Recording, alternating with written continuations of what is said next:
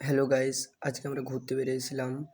আমরা দুজনে বাইকে করে ঘুরতে বেরিয়েছিলাম। তারপর দেখি এখানে দুটো বাস আটকে আছে এবং সামনে অনেক ভিড় রয়েছে।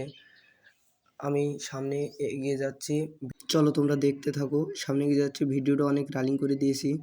চলো একটু ধৈর্য ধরো। এখানে দেখি বিএসএফ, পুলিশ, অনেক প্রশাসনের লোক আছে। প্রশাসনের লোক বহুত আছে এখানে, বিএসএফ আছে বহুত, এমনকি র্যাবও এসেছিল এখানে। অনেক ভিড় হয়েছে দেখো। এখানে ভিড়ের মধ্যে পুলিশের সাথে কথা বলছে পাবলিক এবং সামনে একটা টোটো উল্টে আছে। এমনকি এই টোটোটা পাল্টি হওয়ার কারণে একটা মানুষও মারা গেছে। মানুষটি মানে পেছন থেকে ঠেলা দিতে গিয়ে বা টোটোওয়ালাকে সাহায্য করতে গিয়ে তার গায়ের উপর এই টোটোটি পড়ে সে জায়গায় মারা গেছে। দেখতে পাচ্ছ কত লোড টিন, অনেক টিন ছিল এখান থেকে, দেখে তো ভালো বোঝা যাচ্ছে না, মানুষের জন্য ভালো করে ভিডিওটাও করতে পারিনি।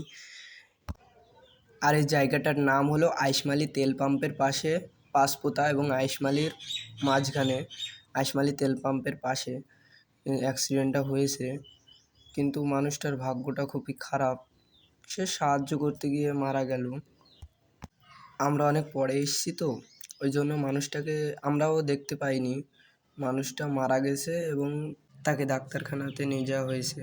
আর এখানকার রাস্তাটা খুবই খারাপ ছিল, ভালো থাকলে হয়তো দুর্ঘটনাটা হতো না। এবং এখানকার মানুষ প্রশাসনের লোকের সাথে কথা বলছে এবং রাস্তাটা ঠিক করার কথা তুলে ধরেছেন পাবলিক, এখানকার পাবলিক। আর আপনাদেরও যদি এক মতামত থাকে তাহলে ভিডিওতে লাইক করে পাশে থাকবেন।